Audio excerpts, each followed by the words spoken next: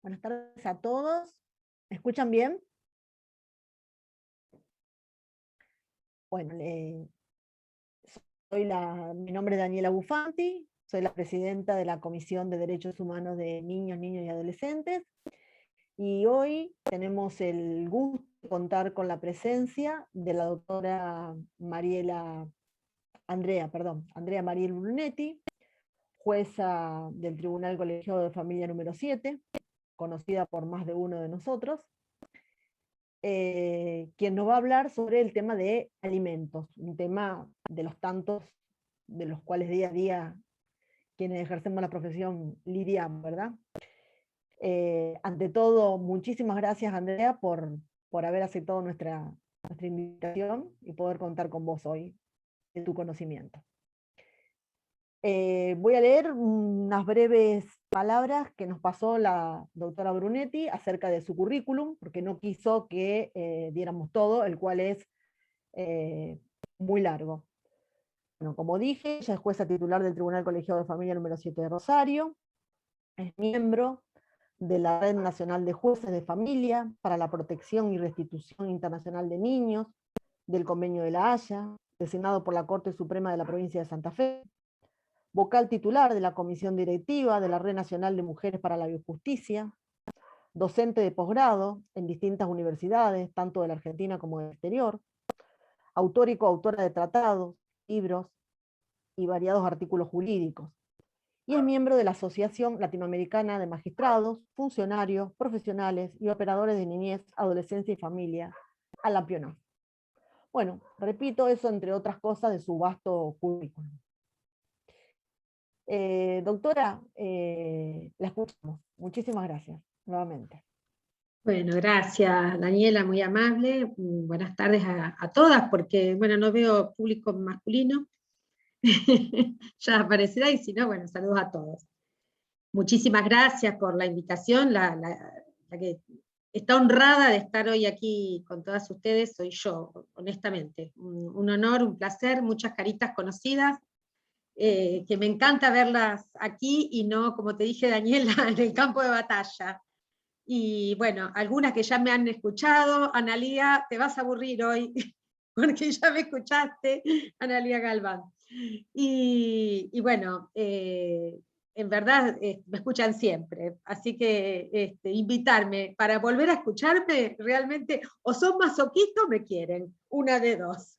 Así que bueno, para mí un placer, un enorme, enorme placer, y sobre todo muchísimas gracias a María Emilia que me convocó, y bueno, por supuesto a la comisión completa del Colegio de Abogados. Voy a probar de nuevo el compartir las pantallas, y así vamos arrancando con lo que nos interesa hoy. A mí me parece muy importante el tema para el que fui convocada, porque si bien podríamos tratar muchísimas cuestiones en esta comisión, yo sé que ustedes vienen desarrollando muchos temas, creo que el alimento hoy se impone volver a repasar, tocar algunos temas, cuestiones que tienen que ver con su regulación, con su nueva regulación, porque si bien desde el 2015 tenemos las nuevas normas del Código Civil y Comercial, ya ni nuevas deberíamos decirles, pero sin embargo todavía se advierte que nos falta profundizar en el conocimiento de este nuevo paradigma, que también, si pensamos, rige desde 1994 en la Argentina, desde 1989 en la Convención. No debería ser nuevo para nosotros ninguna de estas cuestiones, pero sin embargo advertimos diariamente en los expedientes que sí lo son. Y la cuestión alimentaria se ha puesto candente, porque si bien todas las crisis económicas afectan la cuestión alimentaria, la pandemia, la situación de emergencia sanitaria, la crisis que se ha provocado como consecuencia de esta situación tan cara a todos nosotros, realmente ha impactado en todos los hogares, desde pérdidas de trabajo una precarización de las situaciones familiares, económicas familiares, que han impactado muchísimo en los alimentos a los hijos, sobre todo en las parejas, matrimonios, en las relaciones en las que los progenitores, progenitor o progenitora, se encuentran separados. Y ciertamente estamos viendo muchísimos casos de incumplimiento. Yo insisto en que siempre tuvimos mucho reclamo alimentario, siempre. Si bien el 50% de las causas en el juzgado, prácticamente el 50%, ahí 49 puntos y algo son violencia familiar, el otro 50%, la mayor cantidad de causas es la alimentaria. Y el incumplimiento de la obligación alimentaria es, por estos días, un reclamo muy reiterado, producto de la crisis económica que se ha manifestado a través de la pandemia. Quiero creer que se debe a eso.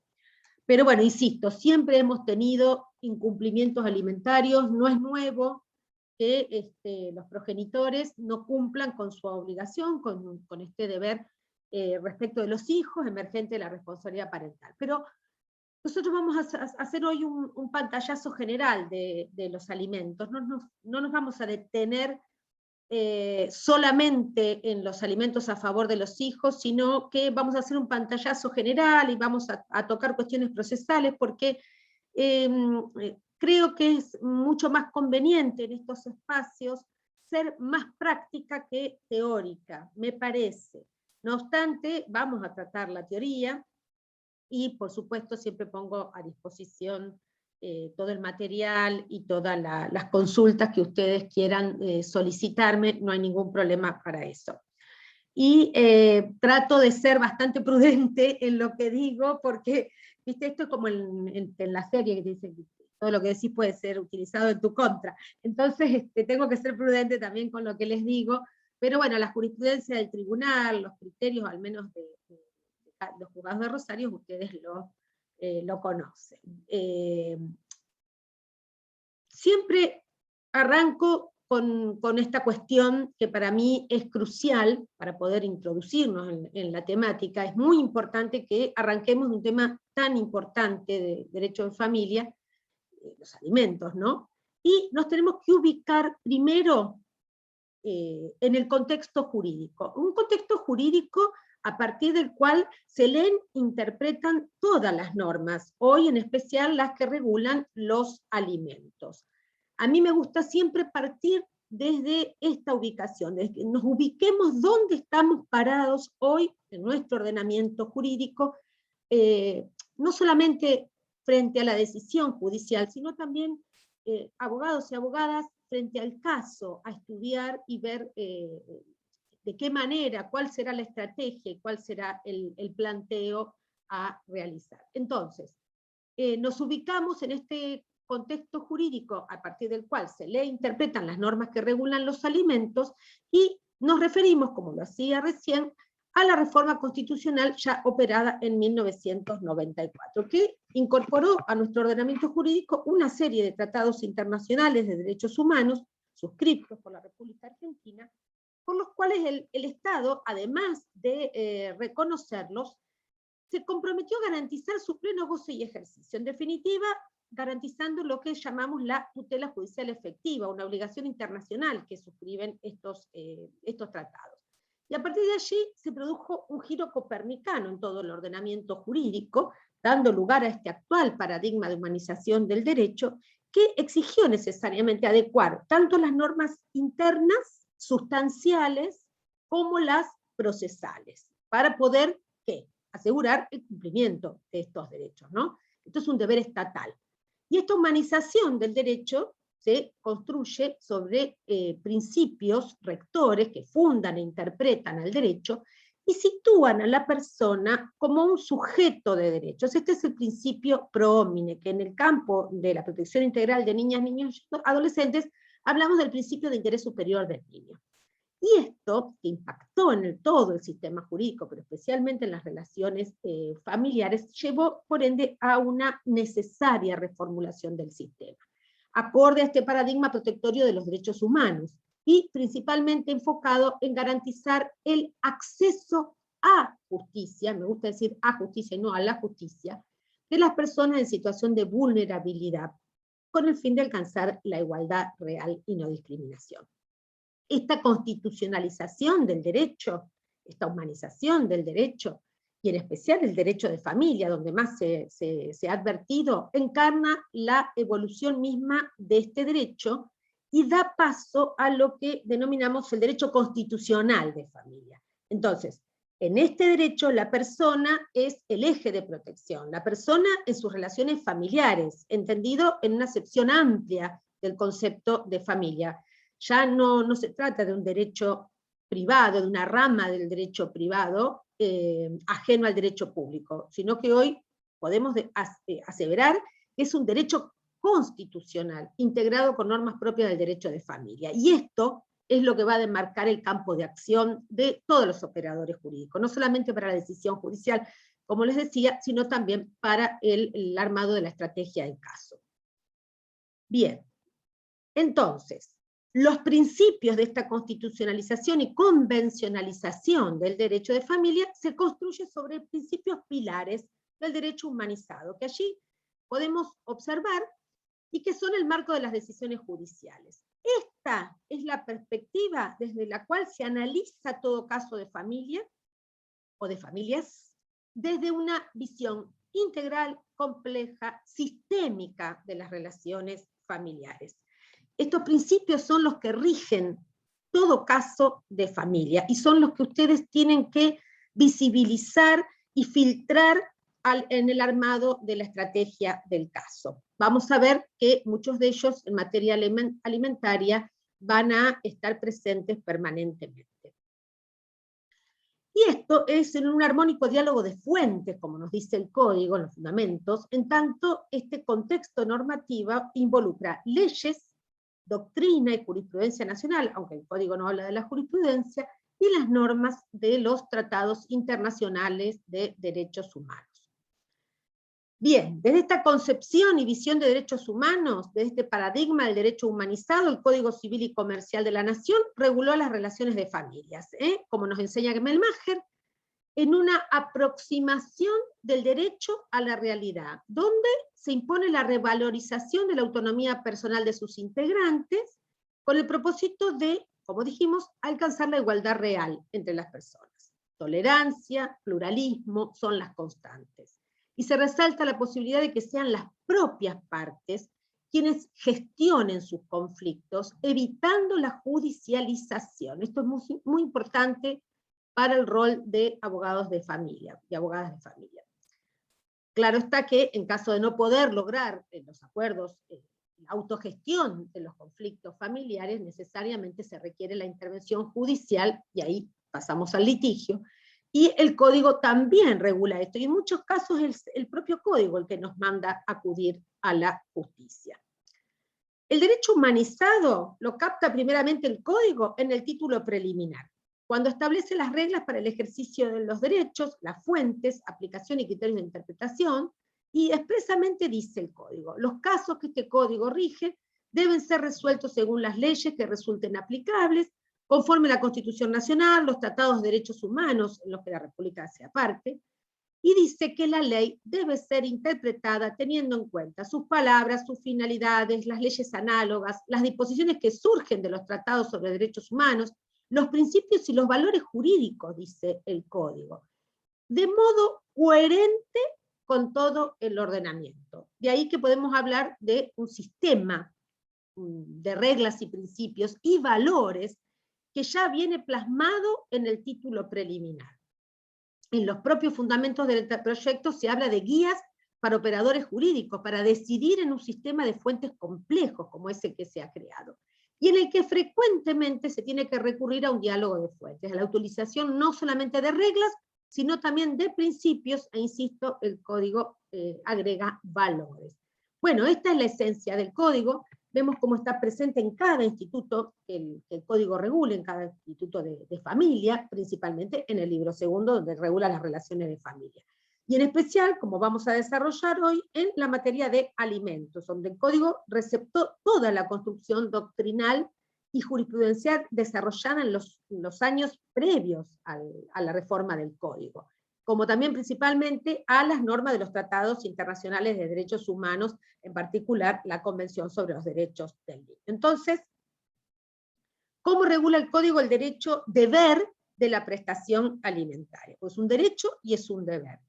El Código reconoce como fuentes de la obligación alimentaria básicamente los alimentos entre cónyuges, después vamos a ver qué pasa con los convivientes, los alimentos derivados de la responsabilidad parental, que son en los que nos vamos a centrar hoy, y los derivados del parentesco, que también comprenden a niñas, niños y adolescentes. De manera que la obligación alimentaria deriva de una causa fuente que es creada por la ley, por los vínculos familiares y con fundamento en la solidaridad familiar.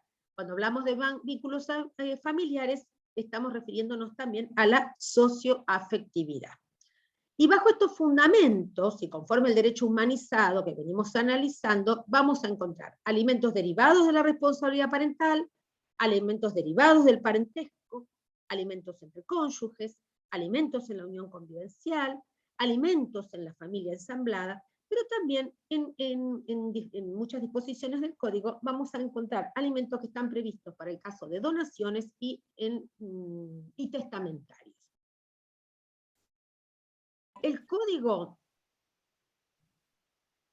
regula todos estos tipos de alimentos que tienen diversa causa fuente, pero todos comparten los mismos caracteres. Entonces, estos caracteres básicos de todo el derecho de deber alimentario: asistencial e irrenunciable, inherente a la persona, inembargable, no pueden cederse, no se transmiten por causa de muerte, no se pueden compensar. Esto es muy importante porque frecuentemente se presentan convenios donde las partes aluden a la cuota alimentaria a favor de los hijos y intentan compensar con bienes de la comunidad de gananciales. Esto es un grave error, son dos cosas completamente distintas.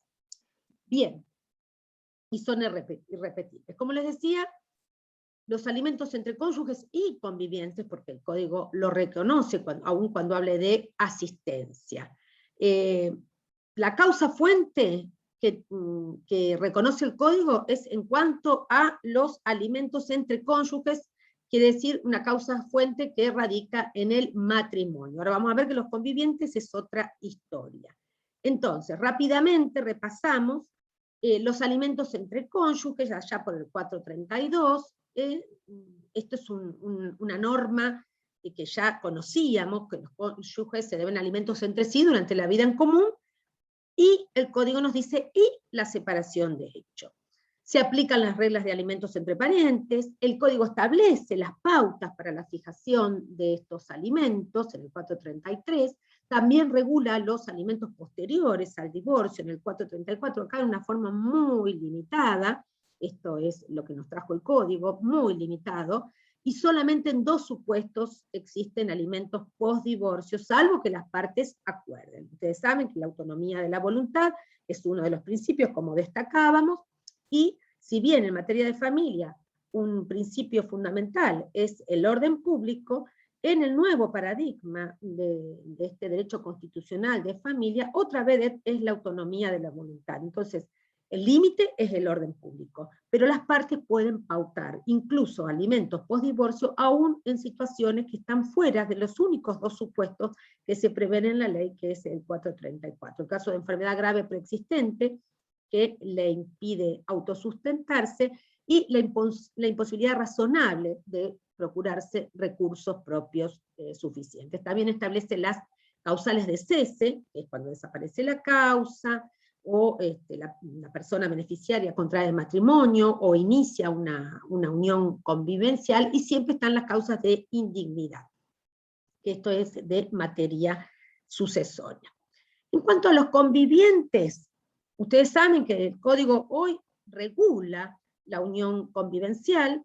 Se decidió incorporar esta regulación, brevemente les comento, porque ciertamente nuestro derecho ha advertido situaciones de enorme injusticia en personas que se encuentran en situación económica desventajosa, en situación social desventajosa, como son todas las personas que se hallan en situación de vulnerabilidad. Y se advirtió que con el quiebre de la convivencia, con el cese de las uniones, en lo que llamábamos antes el concubinato, porque toda la terminología también, el código es muy importante, como el código ha ayornado la terminología al derecho internacional de los derechos humanos. Entonces, se advertía las enormes injusticias que se producían tras el quiebre de las convivencias. Por eso el derecho capta, si bien reconoce que las personas pueden decidir no casarse por varios motivos, esto lo explicaba muy bien Kemelmacher, cuando daban las razones, ¿no?, por las cuales se han incluido en el código estas regulaciones, hay muchísimas hipótesis por las cuales las personas deciden no casarse, y algunas de ellas tienen que ver con escapar a determinadas regulaciones, pero el derecho capta realidades y el derecho no puede estar ajeno a situaciones de enorme injusticia que se han venido dando en los últimos años, donde por creación pretoriana y por la imaginación y creatividad de los abogados, como siempre destaco, no puede haber fallos judiciales inéditos si no hay abogados y abogadas que hacen un planteo bien fundamentado e inédito, si no, no se podrían dar los fallos judiciales. Y a raíz de todas estas situaciones de enorme injusticia, se agudizó el ingenio abogadil y realmente se tuvo que recurrir a muchos institutos legales del derecho para poder dar justicia a los casos. Hoy el código las prevé, las regula, les otorga efectos jurídicos a estas relaciones, no me dejan los capítulos, basadas en relaciones afectivas, uniones basadas en relaciones afectivas entre dos personas de igual o diferente sexo, que conviven y comparten un proyecto de vida en común. Fíjense cómo aparecen todos los principios del derecho de familia, el derecho constitucional de familia. Tienen un carácter singular, público, de notoriedad, de estabilidad y permanencia. No obstante, tenemos las uniones, de hecho, que el código no les otorga efectos jurídicos, que son las que no encuadran en estas características que el código prevé del 509 en adelante, las uniones convivenciales, que sí son las que reúnen las condiciones que el código regula, y las uniones convivenciales registradas. Esto de la registración es una cuestión probatoria, es una cuestión de publicidad, además de orden y reglas dentro de la convivencia. Las uniones convivenciales no registradas pueden tener actos de convivencia entre sí y son totalmente válidos, lo que pasa es que no van a tener ni la validez probatoria ni la publicidad que tienen en el caso de uniones convivenciales registradas. No es requisito para que exista unión convivencial, no es requisito que estén registradas, y esto es lo importante. Y los convivientes, el código habla de un deber de asistencia.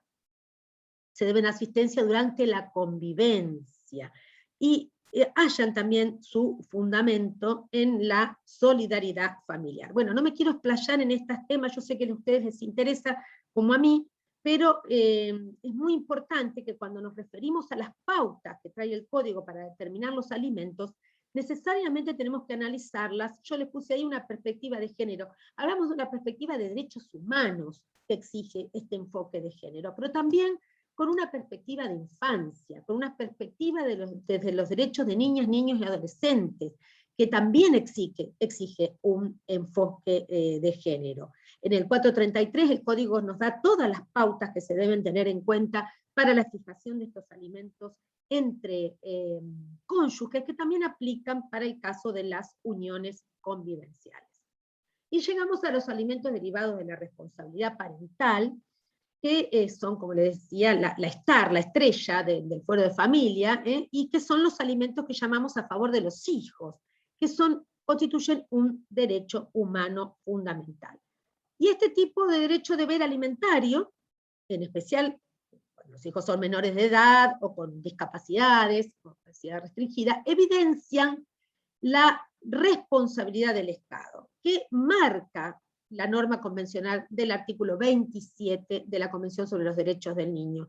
Convención que tiene jerarquía constitucional, como ya advirtiéramos, a través del 75, inciso 22. Pero tenemos muchos tratados de derechos humanos que, con jerarquía constitucional reconocidos en ese mismo inciso, que protegen a la familia, que protegen a los niños, niñas, adolescentes, y que protegen este derecho humano alimentario. Pero es la convención, el tratado internacional que está en la cúspide junto a la Constitución Nacional cuando de derechos alimentarios derivados de la responsabilidad parental se trata.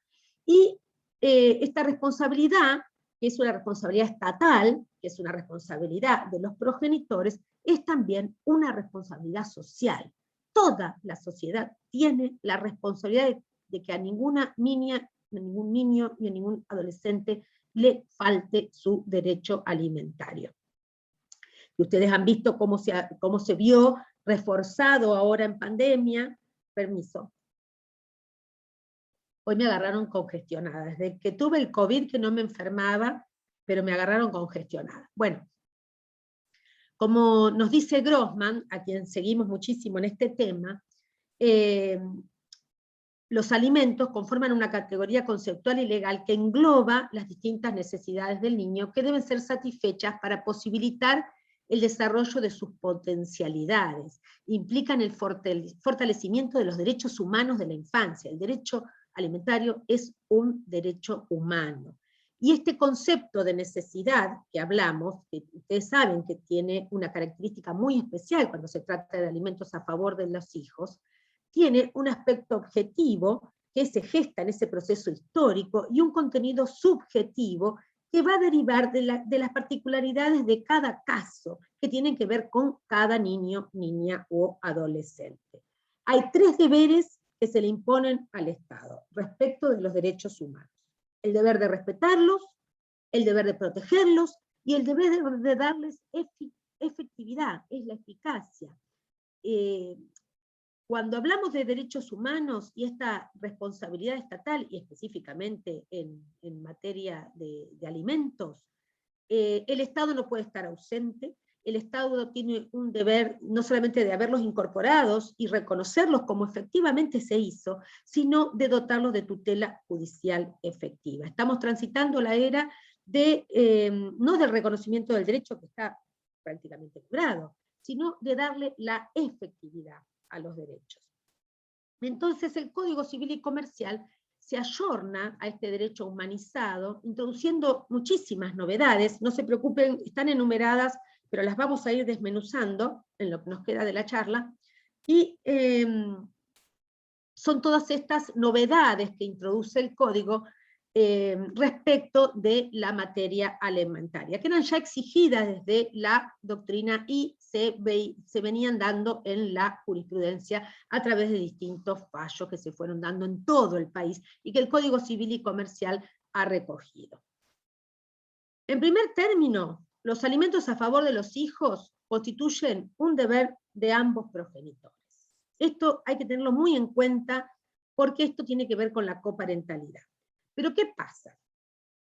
Esto tiene sus matices, porque la dificultad se ve cuando las parejas se separan, cuando se producen los quiebres en la familia, y un progenitor termina por un lado, otro progenitor termina por el otro lado, y los hijos viven con uno de ellos o con los dos. Entonces se pueden dar distintas situaciones en las que hay que repasar esta regla, porque como toda regla no es absoluta.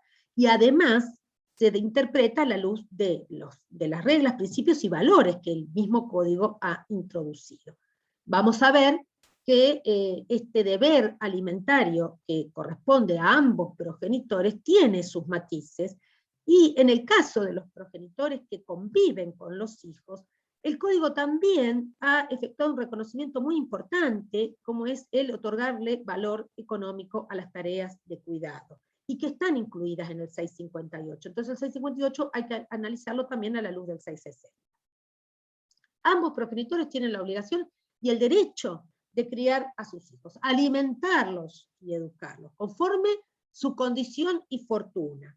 Me detengo allí, porque es muy importante también esto de sopesar en materia alimentaria los ingresos de las personas alimentantes. Y en muchos casos encontramos escritos donde dice, bueno, no tengo trabajo, no puedo, o no me alcanza, o no. Bueno, hoy sabemos que a través de la regulación de la norma legal y a través de los fallos jurisprudenciales que se han dado en todo el país, se exige un mayor esfuerzo a los progenitores, no es suficiente, y no podemos acotar el deber alimentario a la falta de trabajo. Esto que decimos es durísimo, por eso están llamados a responder al deber alimentario, a dar cobertura y efectividad al derecho de niñas, niños, adolescentes, toda la familia y toda la sociedad, y en cabeza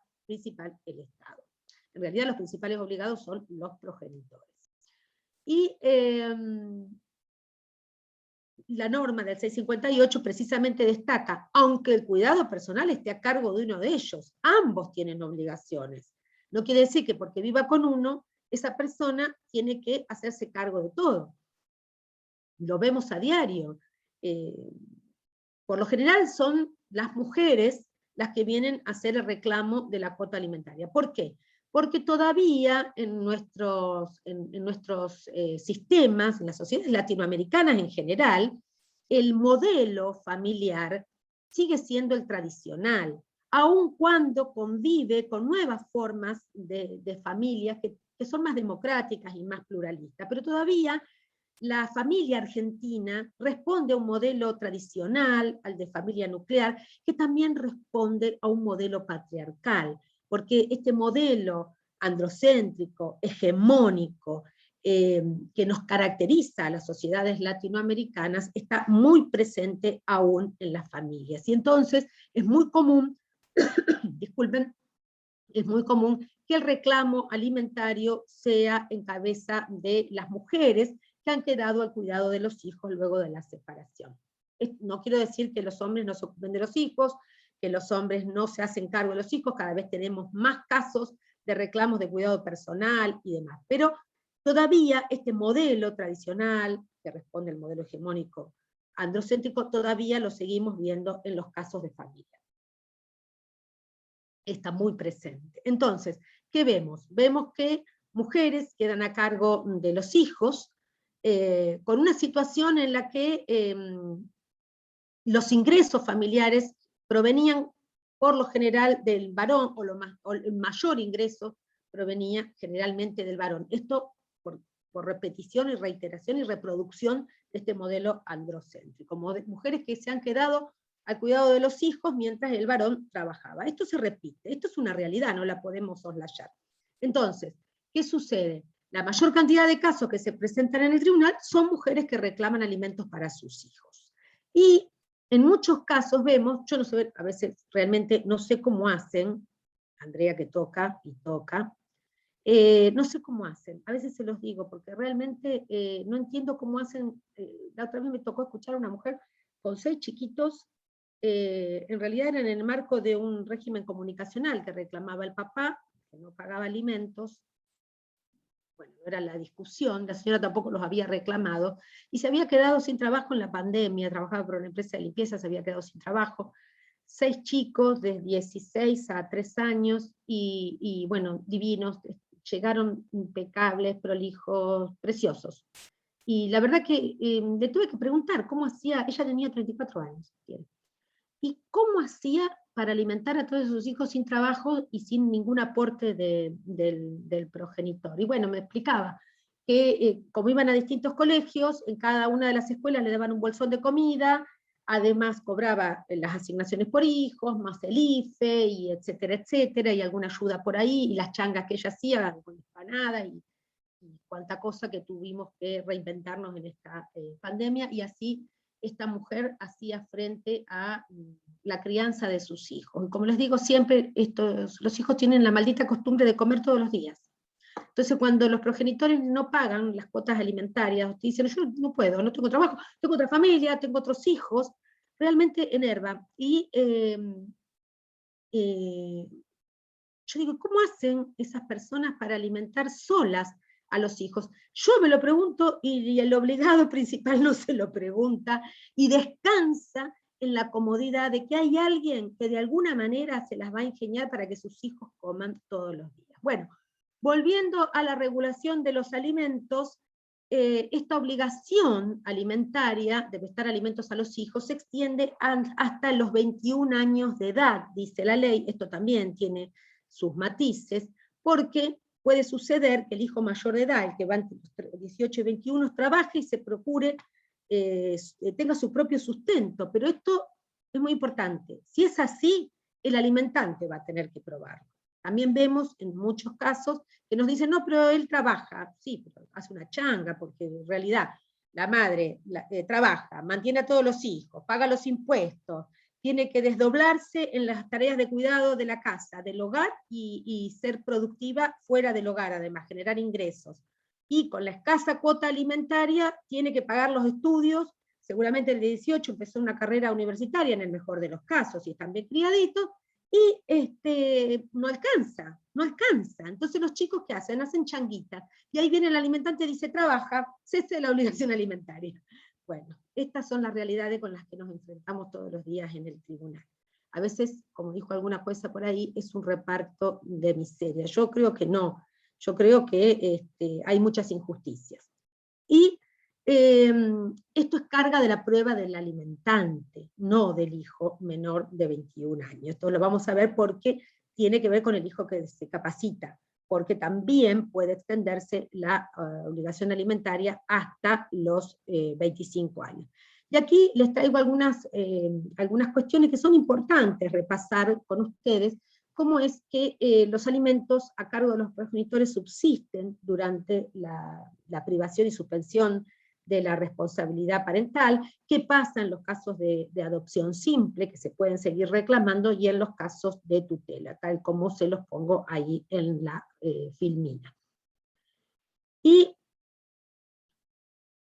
el caso del progenitor que convive con el hijo mayor de edad menor de 21 años. Antes del Código Civil y Comercial, el ingenio de Duto que nunca para, él hablaba del invento del vago argentino, que era la categoría que había traído la ley antes de la reforma del Código Civil, del derecho de deber alimentario del mayor de edad, entre los 18 y 21. Claro, ¿qué pasó?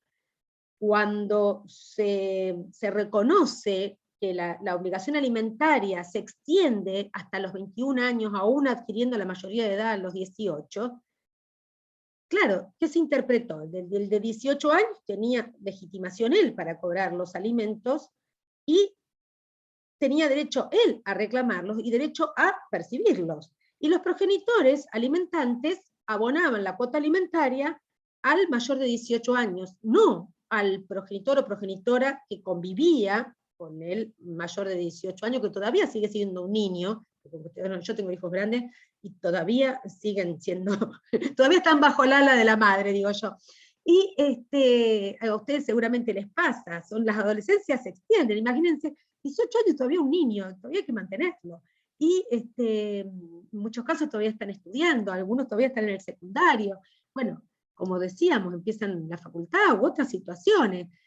Lo cierto es que percibían ellos directamente la cuota alimentaria, y había que pagar los impuestos, había que ir al supermercado, comprar el jabón para lavar, o sea, hay tantas cosas que hay que gastar en la vida diaria de la que se necesita la cuota alimentaria, y entonces Duto hablaba del vago argentino, se quedaba con toda la cuota alimentaria. Bueno, esto el Código lo ha solucionado, por eso le reconoce esa legitimación al progenitor que convive con el hijo mayor de edad, tiene legitimación para reclamar este progenitor o progenitora el alimento al otro progenitor o progenitora no conviviente.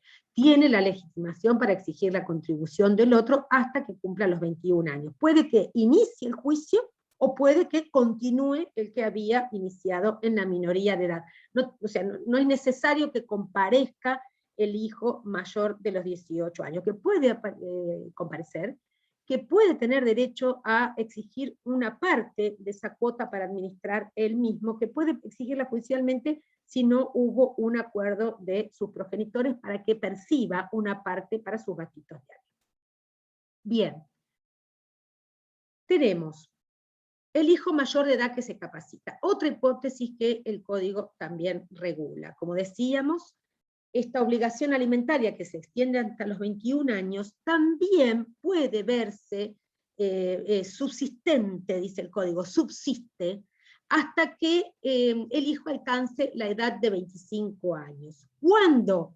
Cuando la prosecución de estudios o su preparación profesional en un arte o un oficio le impide proveerse de medios necesarios para sostenerse independientemente. Permítanme decirles que es la realidad de todos los días en todos los hogares.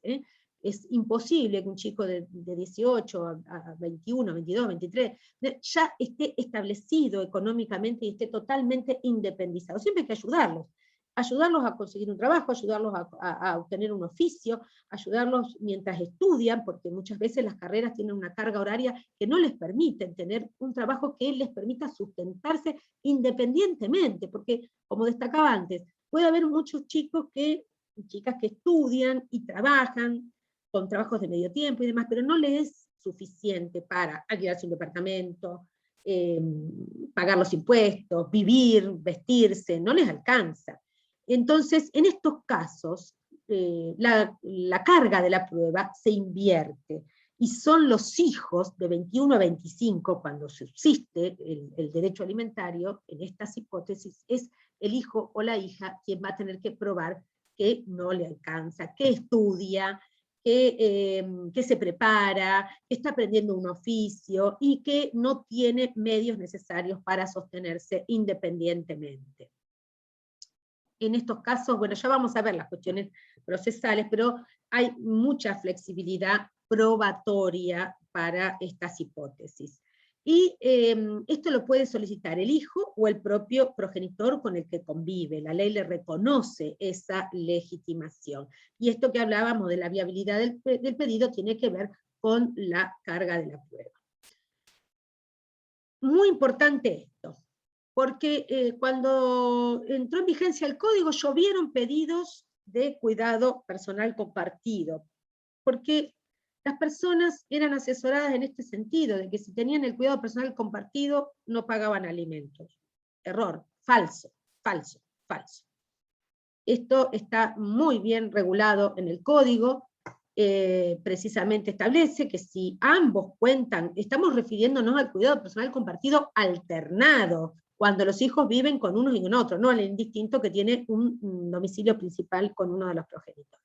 Pero cuando un cuidado personal compartido, que viven en los dos hogares, ambos progenitores tienen la obligación alimentaria, como en todos los casos, pero ¿qué ocurre? Si tienen recursos equivalentes, en ese caso, referido a los progenitores, ¿no? En ese caso, cada uno se hace cargo de la manutención del hijo cuando permanece bajo sus cuidados, y ambos contribuyen con los gastos comunes, con los gastos extraordinarios, etc. Pero si los ingresos no son equivalentes, que se da en la mayor cantidad de los casos, el que cuenta o la que cuenta con mayores ingresos tiene que pasar una cuota alimentaria al otro u otra progenitor, para que el hijo goce del mismo nivel de vida en ambos hogares. Y como siempre, los gastos extraordinarios y los gastos comunes se solventan por ambos. El código habla de una hipótesis también, que es el hijo muy poco frecuente, un hijo que se encuentra fuera del país, alejado de los progenitores, puede pasar que sea un adolescente que está estudiando en otro país y necesita recursos. El código también prevé esta situación especial que, como ya les dije, es una hipótesis muy, muy poco frecuente, pero puede darse. No es lo que vemos todos los días en el tribunal. Y el caso del progenitor afín, interesantísimo, porque esto ha llevado a muchas mujeres a decir, no, cama fuera. Y en realidad, la obligación alimentaria que tiene el progenitor afín, que es subsidiaria, porque el principal o la principal obligada son los progenitores. Es una obligación subsidiaria, a no asustarse, pero ojo, porque también lo vemos en muchos casos en el tribunal. El reclamo alimentario del progenitor afín. Porque, ¿qué pasa? Esto tiene su fundamento en la solidaridad familiar y en la socioafectividad. Si conviven y este progenitor o progenitora afín era quien proveía, y al quiebre de la relación esta situación se ve desventajosa, es muy probable que pueda surgir la obligación alimentaria del progenitor afín. Además, el progenitor afín tiene otras obligaciones que tienen que ver con el cuidado y la crianza de los hijos, incluso hasta se les puede delegar la responsabilidad parental. Y llegamos a los alimentos derivados del parentesco, que en este caso, ustedes saben que todas las normas que regulan la materia alimentaria entre parientes se aplica a todos los supuestos de obligaciones alimentarias, derecho de deber alimentario. También encuentra su fundamento en la solidaridad familiar. Los parientes se deben alimentos en un orden que establece el propio código, nos habla de ascendientes y descendientes, porque comúnmente se dice los alimentos a cargo de los abuelos, bueno, a ver,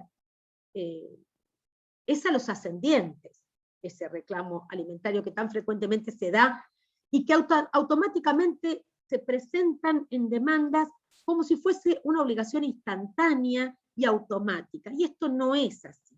La novedad que introdujo el código es que nos permite demandar simultáneamente. ¿Por qué? Porque antes, cuando se hacía el juicio al progenitor, hasta que se fijaba la cuota alimentaria definitiva, hasta que se comprobaba que no la estaba cumpliendo y que tenía dificultad o imposibilidad de cumplirla, recién ahí podíamos empezar a hacer el juicio a los ascendientes, porque generalmente es contra los abuelos. Entonces, recién ahí, después de años, se podía empezar el juicio y otra vez transitar todo un proceso judicial para llegar a obtener la tutela judicial efectiva. Honestamente, el Código advirtió que eso era un desgaste innecesario, que otra vez coloca a las personas que están en situación de vulnerabilidad en mayores exigencias, y esta necesidad y este deber del Estado de implementar acciones positivas para nivelar estas desigualdades estructurales, el Código introduce esta posibilidad de demandar simultáneamente en el mismo proceso o en un proceso distinto al progenitor o progenitora y a los ascendientes. Pero no es automático, es una obligación subsidiaria. Lo que el Código nos permite es no desgastar un proceso y después iniciar el otro. Lo que nos dice, bueno, demandamos simultáneamente, pero esta obligación, al ser subsidiaria, va a brotar recién cuando se den las hipótesis del 668, es decir, cuando haya una dificultad o una imposibilidad del principal obligado a cumplir con la prestación alimentaria. Esto puede darse en el transcurso del proceso o puede darse al finalizar el proceso. La fijación de alimentos provisorios es otro tema. Esto también lo vamos a ver cuando veamos las cuestiones procesales, pero ¿qué pasa? La regla de la subsidiariedad va a regir en todos los casos. Entonces, nos encontramos con que se demanda al progenitor y a los abuelos, y a veces ni siquiera han sido demandados, y cuando en alguna situación del transcurso del proceso el progenitor o la progenitora no cumple con esa obligación alimentaria, nos exigen que hagamos cargo a los abuelos, que no fueron demandados, que todavía no se comprobó la eficacia, la efectividad de su obligación por la regla de la subsidiariedad. Entonces, ojo con esto. ¿Demandamos a todos? Sí, demandamos a todos, pero ojo, porque si al final del proceso el progenitor, el principal obligado, se le impone una obligación alimentaria y la cumple, la regla de la subsidiariedad va a hacer que esa demanda contra los abuelos sea rechazada. Entonces, al final del proceso va a suceder que van a obtener una sentencia posiblemente a favor, una sentencia favorable a la pretensión demandada, pero respecto al progenitor y no de los ascendientes, y pueden ser cargados en costa. Así que mucho cuidado cuando se demanda a los ascendientes. Son las hipótesis en las que realmente hay necesidad de demandarlo. Si ustedes tienen un progenitor que cumple más o menos, o cumple, y no les gusta la cuota alimentaria, no es aconsejable demandar a los abuelos en ese momento, lo pueden hacer posteriormente, porque puede pasar que la demanda resulte rechazada y sean cargados en costo, o sea que se agrava la situación de vulnerabilidad.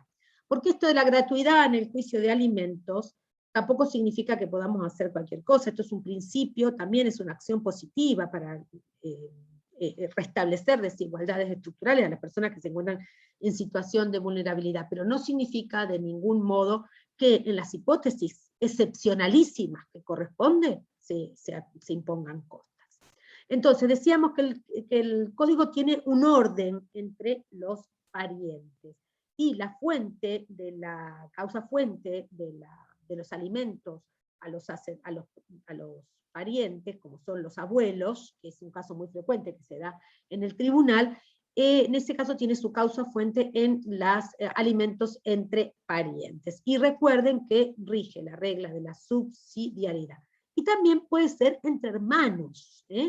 La ley habla de bilaterales y unilaterales. Bilaterales cuando son hijos de la misma madre y padre, o madre-madre, padre-padre, y unilaterales cuando no es así. Comparten una madre o un padre. Y siempre los alimentos los deben prestar, al principal obligado va a ser el progenitor. Luego, si hay dificultad o imposibilidad, seguimos con el orden que nos trae el código. Y siempre el que está en mejor condiciones para proporcionarlo, pero por eso hay que citarlo.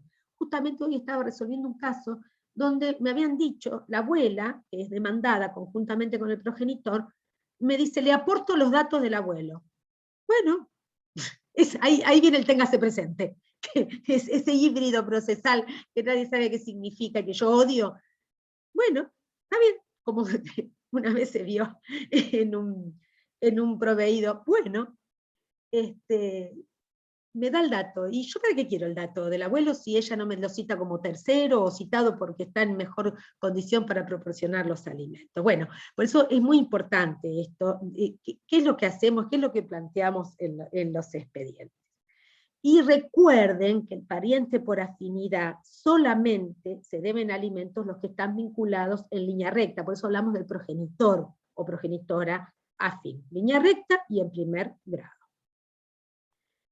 Esto se los traigo para tener en cuenta, las prohibiciones.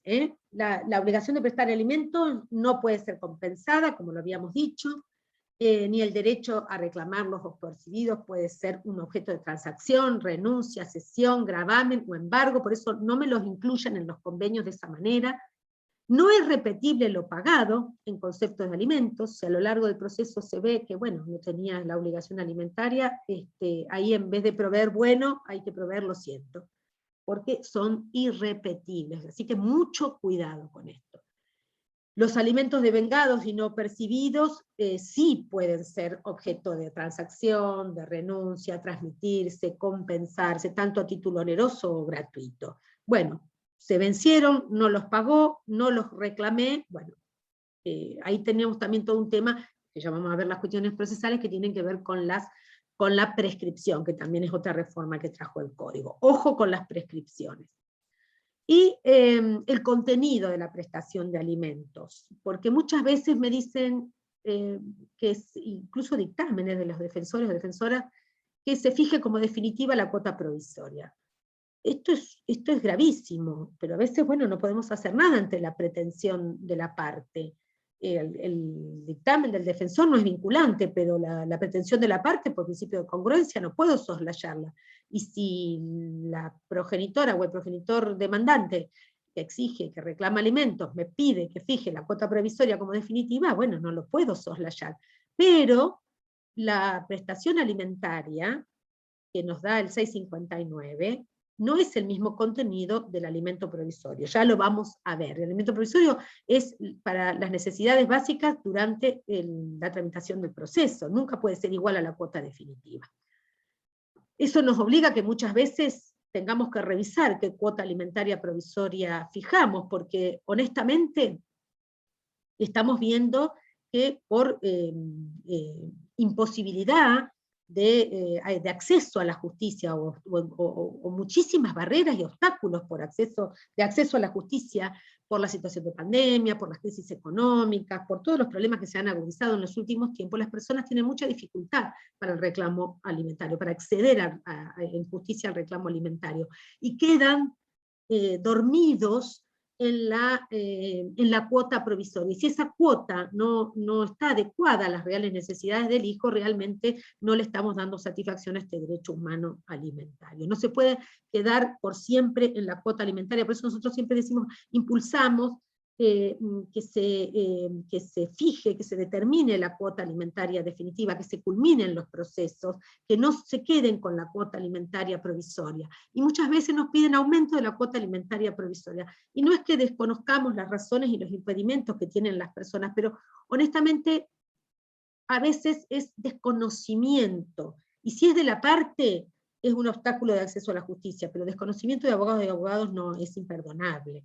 Entonces no puede, hay situaciones de excepción por las cuales se puede actualizar, como se nos pide, o reajustar, o aumentar una cuota alimentaria provisoria.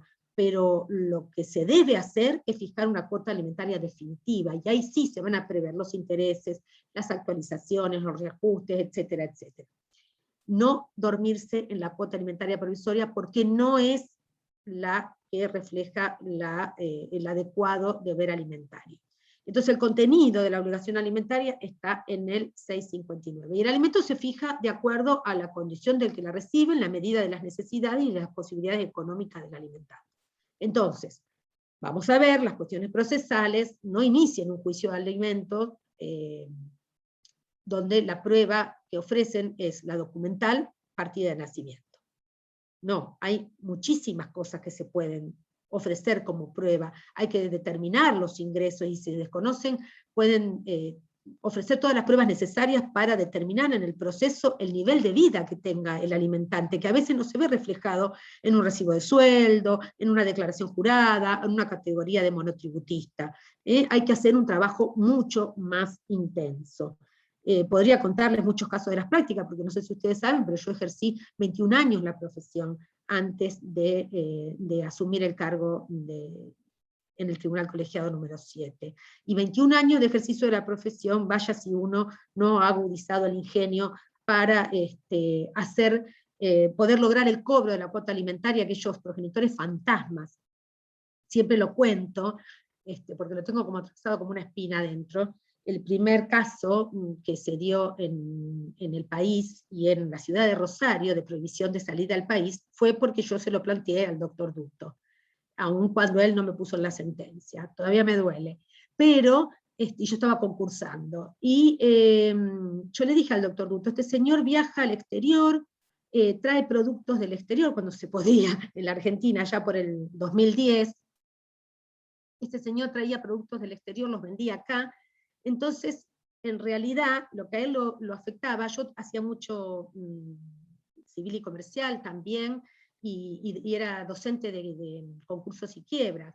Entonces yo le decía al doctor Dutto, ¿cómo puede ser que un fallido tiene que tramitar toda una autorización judicial para salir del país y un deudor alimentario no? ¿Se acuerdan que había estado el caso de Maradona por aquellas épocas, un poquito antes, que no había podido salir del país por una deuda alimentaria en Italia? Entonces, el doctor Dutto me dijo, bueno, si vos me lo fundamentás, yo te lo doy. Con lo cual, insisto en la creatividad de abogados y abogadas. No hay forma de que un juez o jueza dicte un fallo inédito si no hubo un abogado o una abogada que lo planteó, lo fundamentó y dio el pie para que pudiese resolverse a favor de esa pretensión. Entonces, volviendo a las cuestiones reguladas en el código, otra novedad es que la obligación alimentaria puede ser fijada en dinero o puede ser fijada en especie, y esto es muy importante. Bueno, como ustedes saben, los pagos son de forma mensual, anticipada, sucesiva, pero puede ser que se dé, y el código lo autoriza, que el juez fije cuotas por periodos más cortos. Si, por ejemplo, el ingreso del alimentante es quincenal o semanal, que puede pasar con algunos jornaleros. Y llegamos a las cuestiones procesales, que son las que a mí me apasionan. Repasamos principios del proceso de familia. Ustedes saben que el Código en el libro segundo ha regulado lo que denominó proceso de familias, más allá de que el proceso es uno solo y las ideologías que en esta materia cada una tenga, Lo cierto es que el código regula el proceso de familia y muchas veces se da de bruces con el código local, y más en Santa Fe, que tenemos un código que no ha sido modificado aún. Estamos todavía, vamos por el segundo intento. Dicen que no hay 2 sin 3 y que la tercera es la vencida. Los principios que rigen el proceso de familia, dice el código, son los repasamos: tutela judicial efectiva, acceso a la justicia, y más en el caso de las personas que se encuentran en situación de vulnerabilidad, la buena fe y lealtad procesal, que no es ninguna novedad, la oralidad, que esto sí lo tenemos, pero lamentablemente no se está aplicando el juicio oral en alimentos, se está aplicando el sumarísimo, que es totalmente escrito, porque la audiencia del 413 solamente es un alegato in voce, en el mejor de los casos, y pueden presentar minuta. Así que ojo con la regla de oralidad, no la desvirtúen por el 543, que dice que tiene que aplicarse el procedimiento más breve. Hay que revisar eso. Yo no sé si es más breve el sumarísimo. Como ustedes saben, yo sigo proveyendo el juicio oral, porque para mí el 706 exige oralidad, y el sumarísimo no es oralidad. Y inmediatamente se fija una cuota de alimento provisorio, con lo cual se cumple con el 543, con un simple traslado o una audiencia. Más traslado en épocas de pandemia. La gratuidad, como ya la habíamos hecho mención, la inmediación, que ustedes saben que en los tribunales de Rosario mayormente esto es una regla que se cumple, porque el código habla de principios, pero acá en el 706 tenemos principios y reglas, está mezclado, bueno, no quiero explayarme en muchas cuestiones, ya me habrán escuchado en otras charlas. Las mayores potestades judiciales, esto del ingenio de abogados y abogadas, también está en el ingenio de jueces y juezas, saber cómo le dan efectividad a sus órdenes judiciales, que se incumplen, y mucho. La resignificación de la conciliación y la mediación. Ustedes saben que el código impone la solución pacífica de los conflictos, nos guste o no, hay que ser muy cuidadoso, porque hay una garantía constitucional insoslayable, que es la imparcialidad judicial, así que ojo con esto de la conciliación, pero los jueces estamos obligados a hacerla. No mediar, la mediación es prejudicial obligatoria en materia de familia todavía. La conciliación sí puede ser judicial, los jueces no podemos mediar, no podemos tomar parte. Y esto de la autogestión de las partes tiene que ver darle la relevancia a los acuerdos. Y aquí es muy importante detenernos, porque hay un mito también, en que si los acuerdos no fueron homologados no hay acuerdo. No, este es otro error, acá tendría que sonar la alarmita. Wrong. Los acuerdos son válidos siempre. Siempre son válidos los acuerdos. La homologación, que es una aprobación judicial, solamente lo reviste de un carácter ejecutivo en caso de incumplimiento, nada más. ¿Qué quiere decir esto? Que si el acuerdo no está homologado, tengo que ir por las vías procesales comunes, pero si el acuerdo está homologado, puedo ejecutarlo.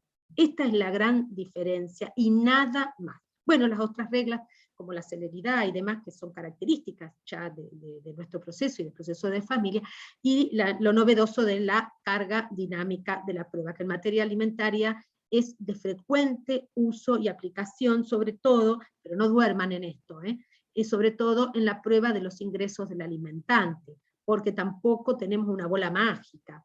El demandante, el actor o actora, no prueba los ingresos, no me dice cuánto estima los alimentos, no me da ningún elemento probatorio del cual uno puede decir, bueno, a ver, ¿cuál es el alimento que debe percibir este niño o niña o adolescente? No me dicen cuáles son sus gastos, no me los prueban, ni siquiera me los dicen. No, ya ni hablamos de la prueba, ni siquiera me lo dicen. Fije una cuota alimentaria.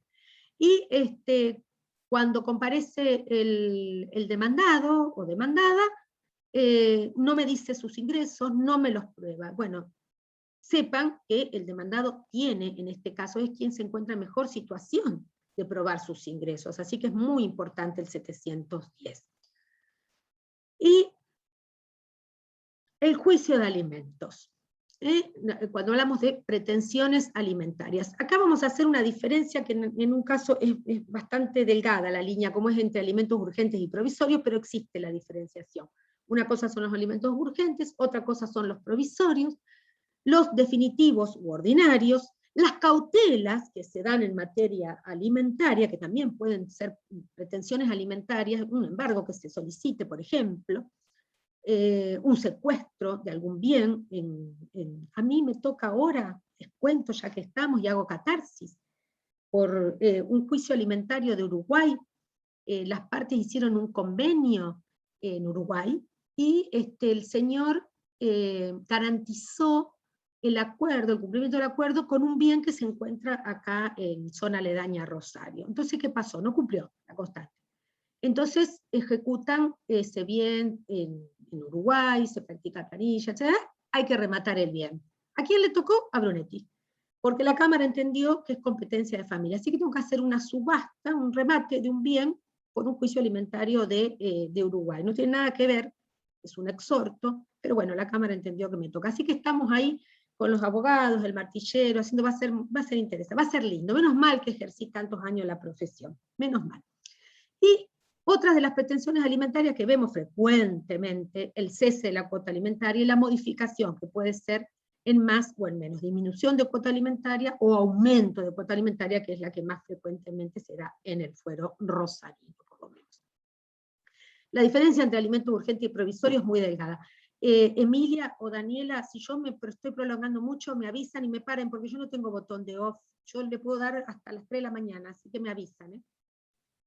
Los alimentos urgentes y provisorios es mínima la diferencia, pero si vamos a ser teóricas, vamos a decir que los urgentes son solamente para casos de urgencia, valga la redundancia, son inaudita parte, para cubrir necesidades muy básicas de toda necesidad. Entiendo que tanto los urgentes como los provisorios son tutelas anticipadas, ahora lo voy a explicar, rigen desde el comienzo o durante el transcurso del juicio principal, o incluso antes.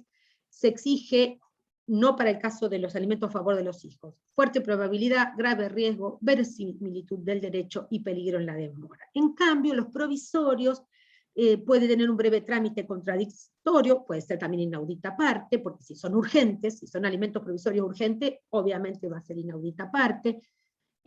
También cubre necesidades básicas durante el proceso de alimentos. Yo entiendo que también es una tutela anticipada. El alimento provisorio se fija antes o durante o al comienzo del juicio principal de alimentos. Entonces, esa tutela judicial efectiva que nos reclama el código y ese procedimiento abreviado, yo creo que se cumple con la fijación del alimento provisorio, lo más rápido posible.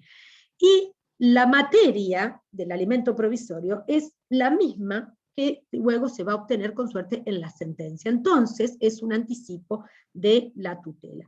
Y estas disquisiciones que hacemos son meramente teóricas, y no lo que yo les puse ahí en celestito, no se aplica para los alimentos a favor de los hijos. Ciertamente, en nuestro sistema procesal santafesino está previsto en el 531, ya nuestro código, con mucha sabiduría, establece que no son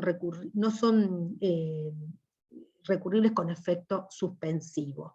Y desde el principio de la causa, durante la tramitación de la causa, el juez puede fijar alimentos provisorios. Eso es lo que dice nuestro código procesal. En el Código Civil y Comercial está en el 544, o sea, alimentos entre parientes, pero ustedes saben que por el 670 se aplican todas las reglas de alimentos entre parientes. Y también hay otras remisiones que se hacen, por ejemplo, por el 432. Eso es cónyuges.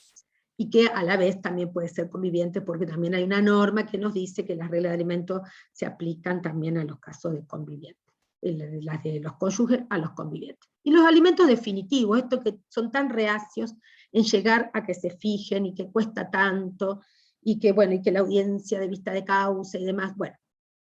Ese proceso de conocimiento es el proceso especial, que en Santa Fe tenemos juicio oral. El 543, como le contaba, dice que se tiene que aplicar el proceso más breve. Yo, honestamente, el procedimiento más breve, perdón, honestamente entiendo que por regla de oralidad se tiene que aplicar el juicio oral.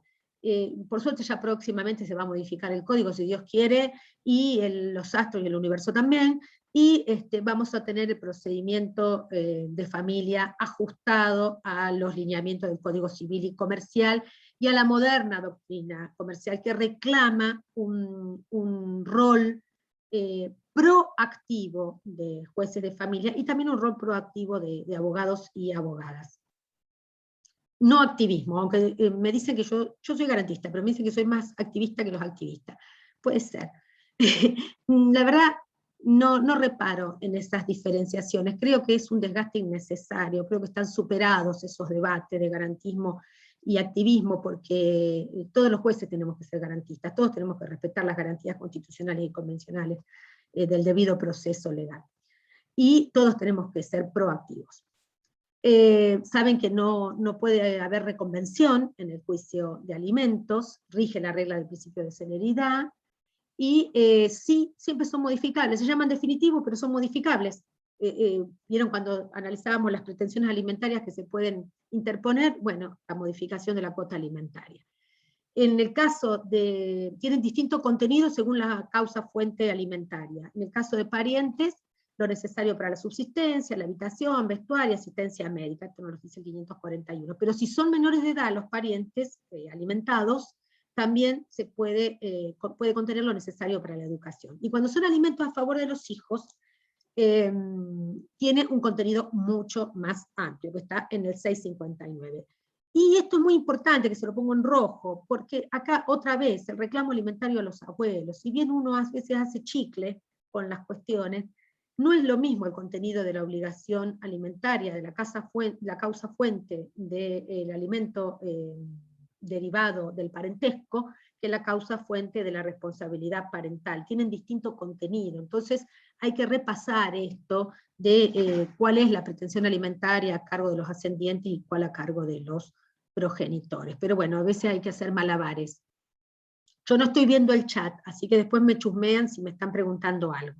La competencia, esto que es importantísimo, porque esto tiene que ver con la garantía jurisdiccional, constitucional y convencional del juez natural. La competencia, sí. Son las 8:15. La idea es que vos hables hasta las 8:30. Cuando me cortan, yo les puedo cerrar en cualquier momento, porque así después podemos darle lugar un poco a las preguntas y a que vos contestes y todo, ¿te parece? Bueno, cierro con la competencia y déjame que le dé un cierre, si les parece. Perfecto, ¿sí? Perfecto. En el caso de cónyuges y convivientes, es el juez del último domicilio conyugal. Estas son todas normas y reglas que están en el código. Sepan que hay distinta competencia. La más importante es la del centro de vida de los hijos, porque se entiende que por la regla de inmediación y por la de tutela judicial efectiva, el juez que está más cerca del centro de vida de los hijos es el que debe intervenir, entender en la causa. Y bueno, yo les había traído también para que ustedes, en el armado de su propia estrategia, puedan ver qué demandar, cómo contestar la demanda. Por supuesto, este material yo se los dejo desde ya. La prueba, sepan que en el código hay reglas específicas respecto a la prueba que ya fuimos adelantando, como la libertad, amplitud, flexibilidad probatoria y las cargas dinámicas. Y yo les pongo ahí en rojo, además del vínculo, o sea, una vez había dicho la doctora Díaz, en una charla que di, sepan que los alimentos no solamente se prueban con la partida de nacimiento. Así que es muy importante, yo no tengo que probar la necesidad en el caso de los hijos, de alimentos a favor de los hijos, pero sí tengo que probar por lo menos los gastos, acompañen comprobantes, hagan un detalle, porque de algún lado tiene que salir la cuota alimentaria. No podemos aplicar en todos los casos el salario mínimo vital y móvil, que ojalá lo aumenten por estos días, porque está, rige el que diera hasta el 1 de septiembre y ahí quedamos. Esto de la carga de la prueba ya algo vimos, y esto de la concurrencia y la exclusión de parientes que estén en mejores o iguales condiciones de prestarlo. Yo les recomiendo que lo analicen bien, porque ya algo fuimos comentando respecto a a quién demandar, cómo demandar, a quién citar, si soy demandado, una abuela demandada, y quiero que se cite al abuelo. Bueno, estas son cuestiones procesales, no me hagan esto de, le aporto los datos del abuelo, y bueno, le tengo que proveer. Bien, y ya habíamos visto algo de los progenitores afines, así que lo voy a saltear. El código también prevé estos alimentos derivados de un contrato de donación o de del legado de alimentos, lo vamos a saltear. El fideicomiso testamentario, que se utiliza mucho para los casos de hijos con discapacidad, importantísimo. El fideicomiso en realidad fue pensado para estas situaciones. Después acá en la Argentina se adaptó y se hace en edificio con el fideicomiso, pero bueno. Y la sentencia, un tema que no quiero dejar de mencionar, que es la retroactividad. La retroactividad que trae el código es para los alimentos ordinarios o definitivos, que es retrotraer los efectos de la sentencia al día de la interposición de la demanda, o puede ser antes, por ejemplo, cuando fue llamado a la mediación, o cuando fue interpelado por medio fehaciente, pero si se interpuso la demanda dentro de esos 6 meses. Lo urgente y los provisorios desde la fecha de notificación de la demanda. Y recuerden que el 547 ahora lo dice expresamente que no tienen efectos suspensivos los recursos contra alimentos. O sea que hay que pagar. Esto de esperar a que se resuelva la revocatoria del Pleno, no, hay que pagar. Y bueno, las medidas cautelares, ustedes ya saben qué medidas cautelares pueden interponer. Es muy interesante ahí analizar el tema de alimentos futuros, pero bueno, a lo mejor sale en la causa. Y los incidentes que tienen las mismas características de las reglas procesales del juicio principal. Y el incidente siempre va a seguir la suerte del principal, así que las reglas procesales se aplican. Lo mismo para la reducción y cese de cuota alimentaria. Muy importante el tema del cese. Yo sé que hay un fallo de una sala de la Cámara de Apelaciones respecto del cese de la obligación alimentaria. No es el criterio mayoritario en los tribunales de la primera instancia. Mayormente casi todos los jueces y juezas corremos un traslado ante el pedido de cese, porque puede ser gravosa las consecuencias, y luego se resuelve. Y bueno, yo el material se los dejo, acá de los convenios ya hablamos, y costas, bueno, ustedes saben, ya algo anticipé. Son a cargo del alimentante por un principio. Una vez el doctor Rosas dio una explicación tan sabia de por qué las costas son al alimentante, lo tendría que haber grabado. Y sepan que las excepciones son excepcionalísimas, pero pueden darse. Y el tema de la prescripción. El código trae una prescripción genérica de 5 años, pero para la acción para reclamar cuotas devengadas e impagas es de 2 años. Ojo con esto porque hay mucha confusión. Y la acción para repetir los alimentos pagados de un progenitor al otro es nada más que de 1 año. Y recuerden que la prescripción no es de oficio, así que si ustedes no la oponen, yo después no puedo hacer magia. Tengo un caso ahí que reclaman alimentos desde tiempos inmemoriales y no acusó la prescripción. Bueno, abierta a preguntas o cualquier solicitud que ustedes quieran. Esperen a ver qué hice acá, qué toqué. Ahí está. Si quieren realizarle preguntas a la doctora Brunetti. No sé si hay algo en el chat. Ella lo está manifestando, a ver, nos fijamos. La doctora Brunetti está en YouTube. No sé si en esta charla, pero la doctora Brunetti está en YouTube. No sé si ustedes, con otras charlas y con esta temática y otras más. Googlean y salta todo. También saltan otras cuestiones muy desagradables, que no voy a traer a colación aquí en el Colegio de Abogados, pero la doctora Brunetti también, si la googlean, salen unas cositas que no me gustan ni medio. Sepan que he tenido una sola denuncia en toda mi trayectoria y ha sido desestimada, pero eso no les avisaron a ustedes. Así que bueno, perdón, pero hago catarsis también con eso. Y no veo preguntas en el chat. No, nos están preguntando, doctora, ¿dónde queda el material que usted publicó? Yo se lo paso a María Emilia, y ustedes tendrán una, no sé, una base de datos, de mails o algo, o si me dicen, mi mail quedó, no sé si tomaron nota. Es fácil, abrunetti@justiciasantafe.gov.ar, o andreabrunetti48, que no es mi edad, @gmail.com. Y algo que yo también, perdón, doctora, no, y algo que yo también publiqué es que la charla queda grabada y va a salir en YouTube del colegio. Bien. Así que para que cualquiera quiera... Estoy viendo el dúo dinámico que me está escuchando. Lorena y Natalia, ustedes son masoquistas que me vienen a escuchar acá también. No, muy interesante, Andrea, hermosa la charla, muy clara. El dúo muy clara. dinámico. Gracias, doctora. La quiero. Excelente. Nosotros dinámica. también. Abogados Gracias, ocurrentes Andrea. si las hay. Doctora Brunetti, también hay colegas, ¿no? Escuchándola. ¿Cómo te va, Guillermo? Ahí está el varón, el cupo Ahí masculino. está el varón, ahí está el varón. ¿Cómo está, Guillermo? Muy bien, doctora, siempre escuchándola también. Bueno, muchas gracias, un placer, un placer. Muchas de las cosas que dijo la dejó esterilizada en una de las sentencias que tuvo en uno de los casos con usted, así que... ¿Fue muy ruda? ¿Fue muy mal? No, para mí no, para mí re Bueno. bien. Aparte, también demandé a los abuelos y probé todo lo que usted me dijo que había que probar. Hizo los deberes el doctor Mac. Muy Hice, presenté todo y aparte utilicé el 710 y aplicó el 710 porque el progenitor solo se limitó a decir que no gana, no gana, no gana. Y aparte un profesional reconocido era, así que... Claro, pero esto es muy frecuente, ¿viste? Entonces está esta regla que es muy importante, la de las cargas dinámicas, más allá de lo que cada uno piense sobre estas cuestiones procesales, la norma está, la regla rige, y en materia alimentaria se aplica mucho.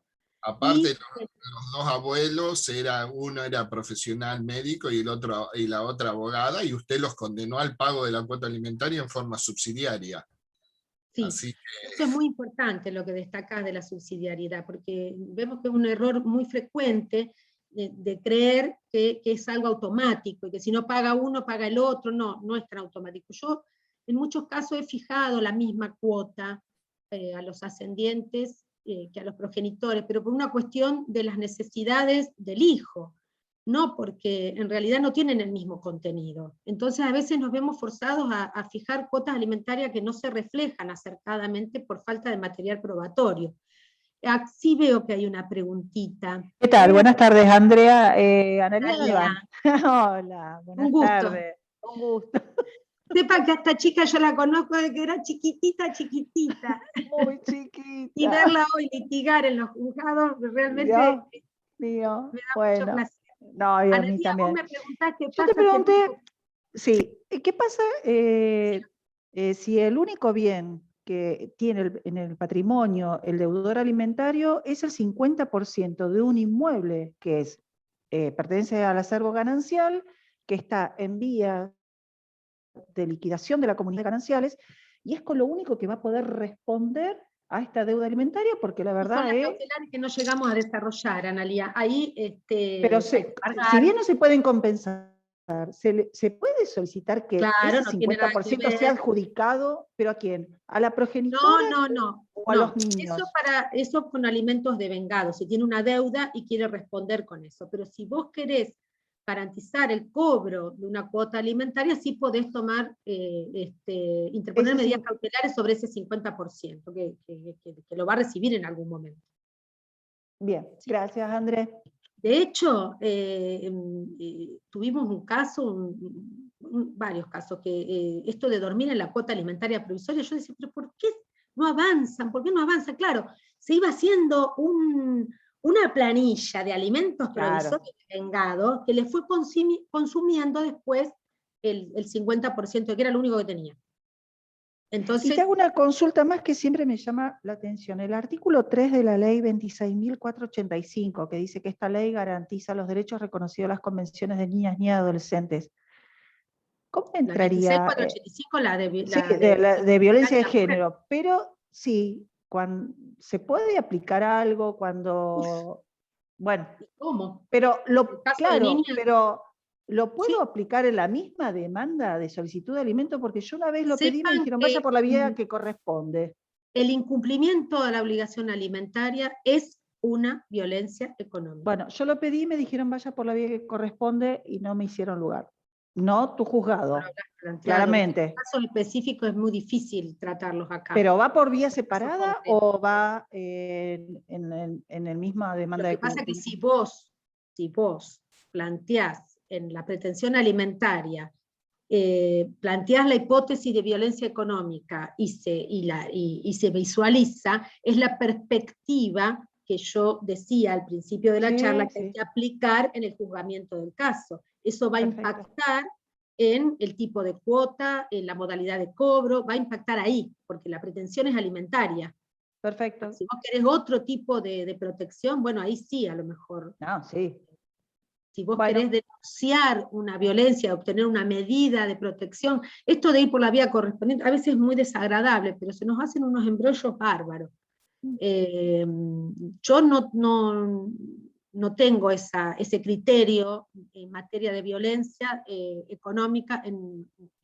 No me pasó en tu hablar de los tribunal. casos concretos, pero sí nos pasa que en las violencias se empiezan a sustanciar cuestiones que son conexas, como el alimento, el régimen comunicacional, el cuidado, y se hacen unos embrollos bárbaros, porque vieron que nosotros tenemos este sistema de la autosatisfactiva, o sea, la violencia familiar se agota con el dictado de la medida, y teóricamente debería quedar ahí, pero tengo expedientes de violencia que tienen 2 cuerpos. Entonces, ahí sí nosotros mandamos a iniciar la acción por separado, porque tenés otro procedimiento, mayor posibilidad de debate y prueba, que no lo tenés en la violencia familiar. Nada más que por eso. Pero bueno, a veces se desborda. Muchas gracias. Impecable. Gracias, Andrea.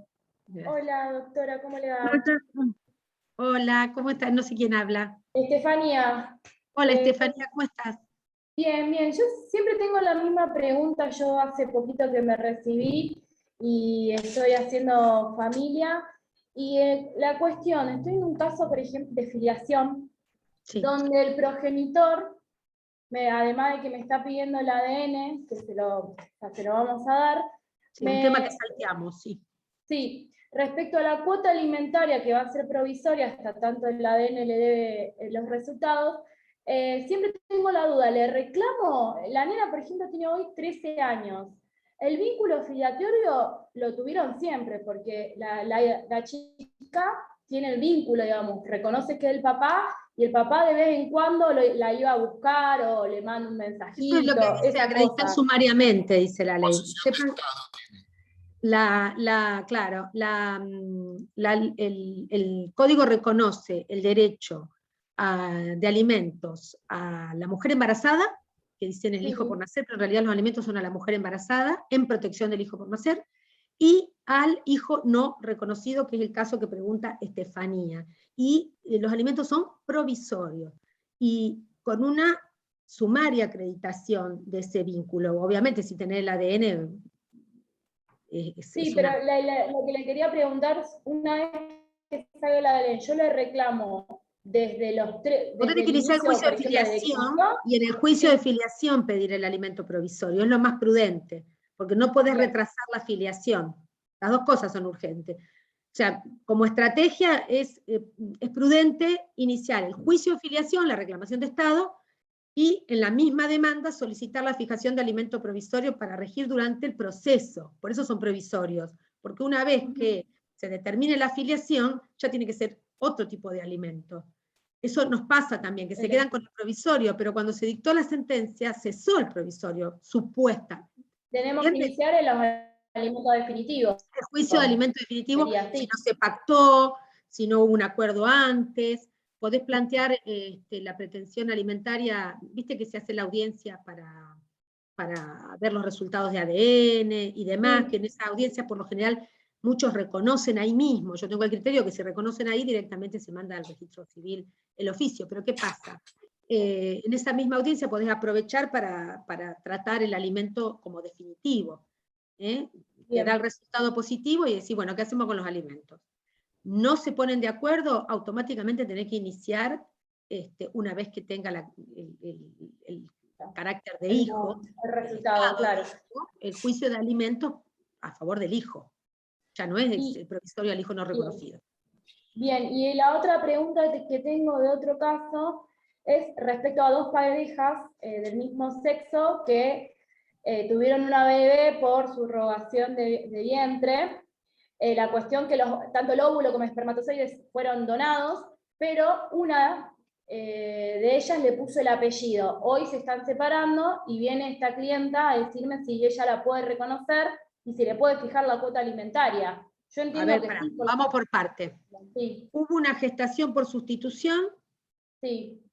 pero ¿fueron las dos las comitentes? ¿Cómo salió la sentencia?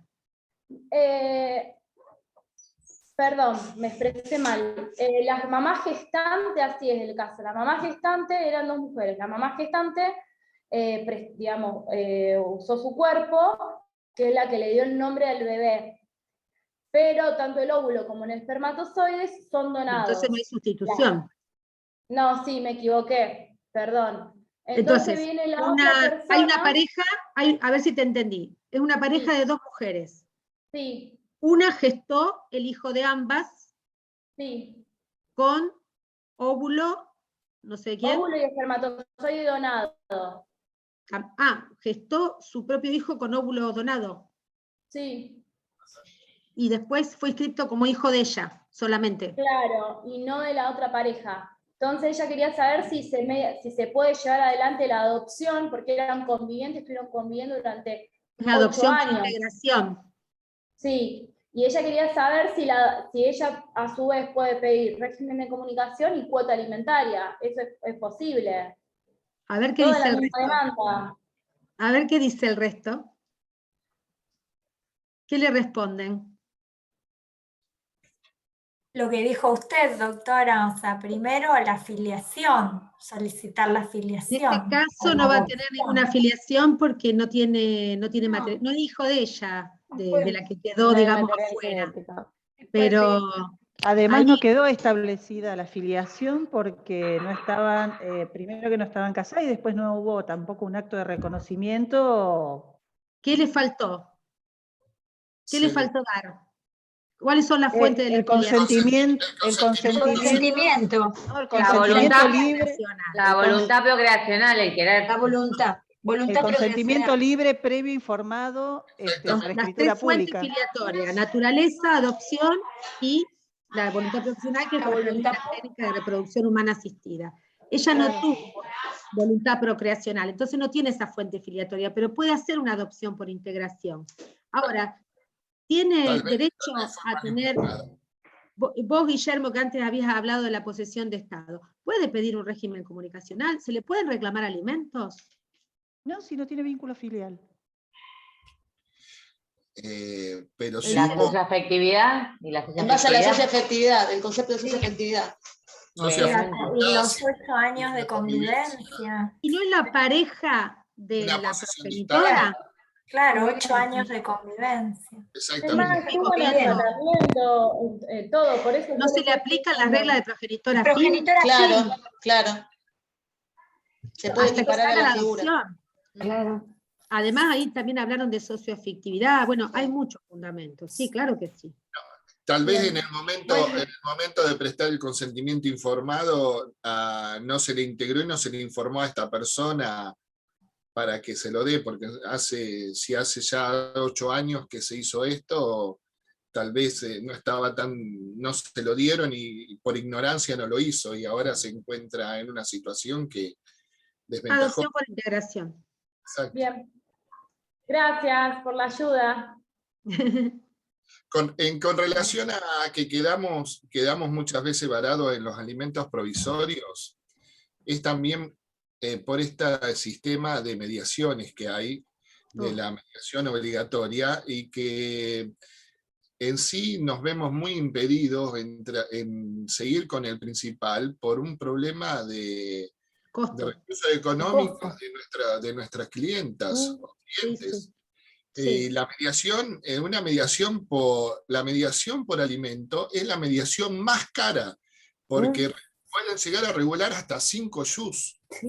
Y es una barbaridad, es una barbaridad, aunque uno la pide en forma gratuita. Si uno llega a un acuerdo, hay que salir a pagar los honorarios del mediador, y no hay dinero, Yo tengo Sí, coincido. Muchas clientes, el 80% de mis clientas y clientes, me pagan en cuota a medida que van cobrando algo.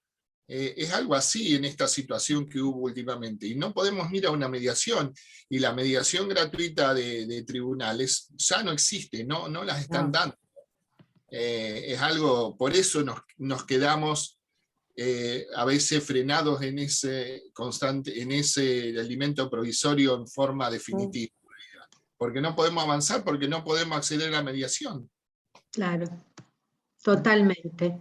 Perdón, Guillermo, y te agrego, y lamentablemente a mediación solamente no vamos si hay violencia, lo cual también es tristísimo. Pero sí, debería poder ver cómo se integra la mediación al servicio de las partes, ¿no? De los requirentes, y por supuesto del requerido. Cuando hay violencia familiar, cuando han mediado violencia familiar, está vedada la posibilidad de mediación por la ley 26485, que antes la había citado Analía. Y es lógico.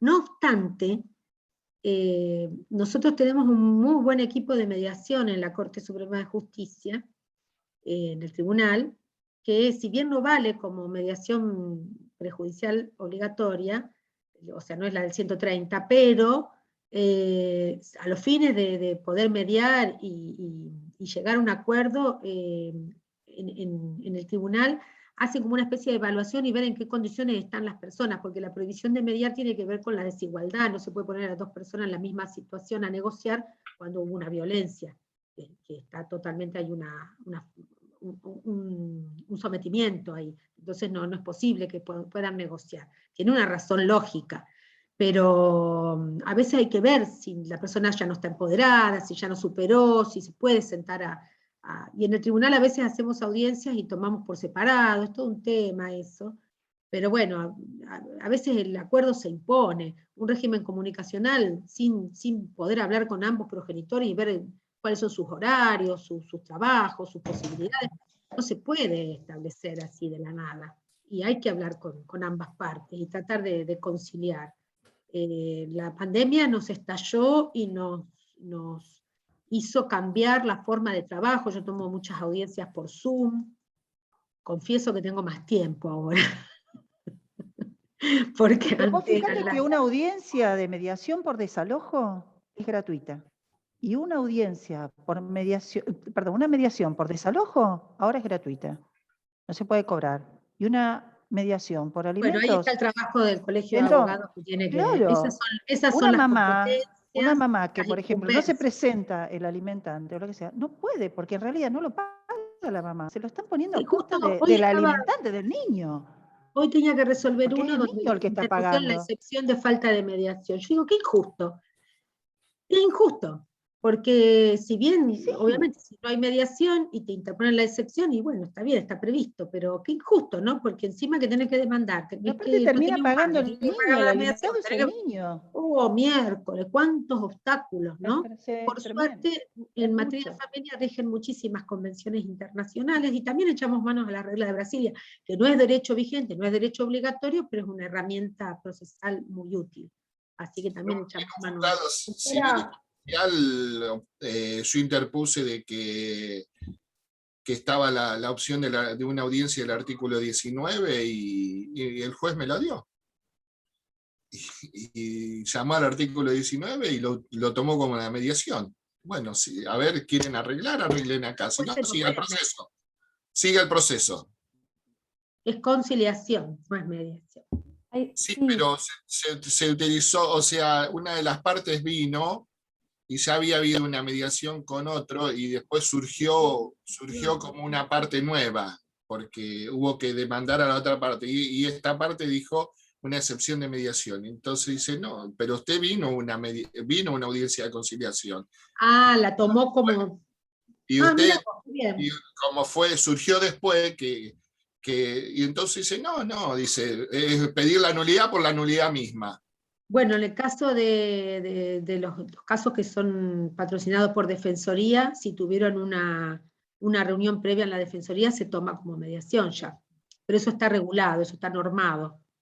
Hay otra opción, perdón, quizás que sirve para los colegas, si el requirente no puede pagar la mediación, pedirla de manera gratuita, acreditando el estado de vulnerabilidad, que puede ser para quienes no puedan pagar y no afrontar los gastos. Pero vos la pedís gratuita, pero llegás a un acuerdo y hay que pagarlo se transforma en Para que onerosa. tener el acta. Sí.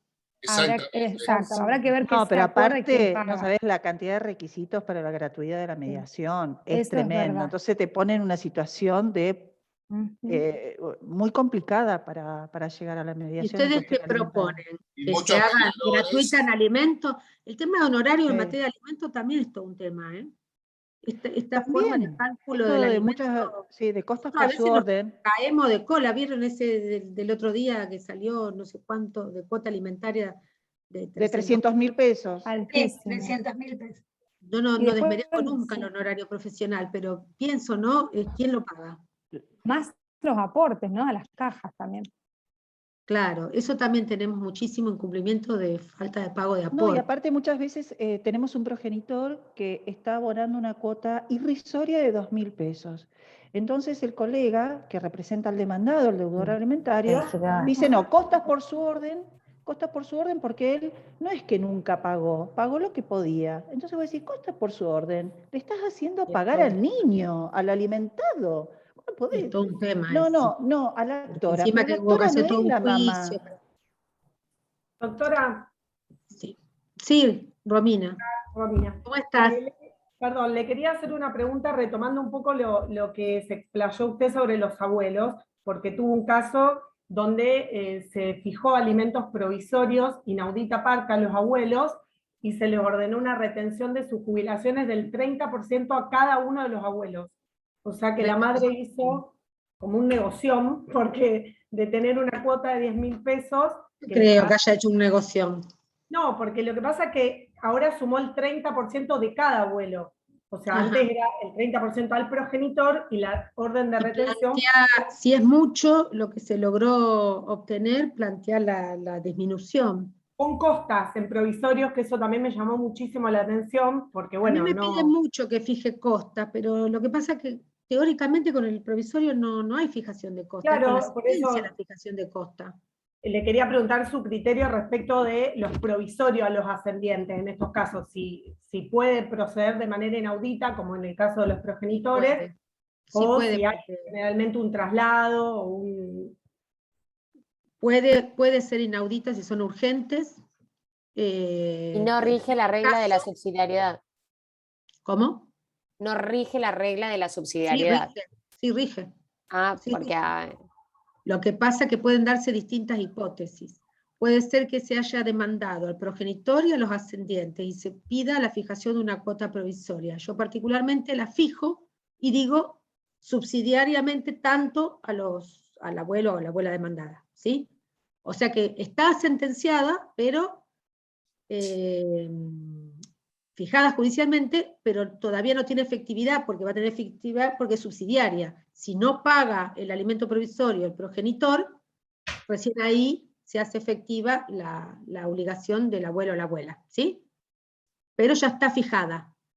Y yo lo pongo así, no sé en otro juzgado. Y puede darse la situación de que el padre ya tenga su cuota fijada, nunca la haya pagado, y sea de muy fácil acreditación, que hay dificultad o imposibilidad de cobrarla, entonces inician el juicio a los ascendientes, a los abuelos. Y en esa demanda, que solamente contra los abuelos, pidan el provisorio. Y sí, va a salir el provisorio, puede salir una audita aparte tranquilamente, y ahí sí no hay subsidiariedad, porque ya me está diciendo que hay dificultad y sería para pagarle al otro, y por eso lo viene a demandar. Entonces, ahí sí va a salir la provisoria, y ahí sí, directamente. Se le fija una... ¿Saben que le tuve que fijar una cuota provisoria a 2 bisabuelas? Jubiladas. Bisabuelas. Bisabuelas. Qué regalo. Por suerte ahora vinieron, no sé si están los abogados o abogadas acá, pero qué dolor. No pagaron... Muy triste, no doctora, porque... Vinieron los abuelos, hicieron un acuerdo, no cumplieron ni el abuelo, ni la abuela, ni nadie, y entonces fue contra las bisabuelas. Y... Qué triste. Porque encima las jubilaciones son tan escuetas. Magras. Imponer una... Ahí teníamos todos vulnerables. Las Un abuelas, pobre contra mis Todos abuelos. vulnerables. todos vulnerables. El tema de la solidaridad familiar y la humanización te tiende a que hay que fijarla, no queda otra. La necesidad. La necesidad tiene que ver. Como siempre digo, tienen ese maldito Comen todos hábito los de días. comer. Yo quiero hacer una pregunta. Sí. Doctora, sí, perdón, no tengo cámara, no me funciona la cámara, me volví loca.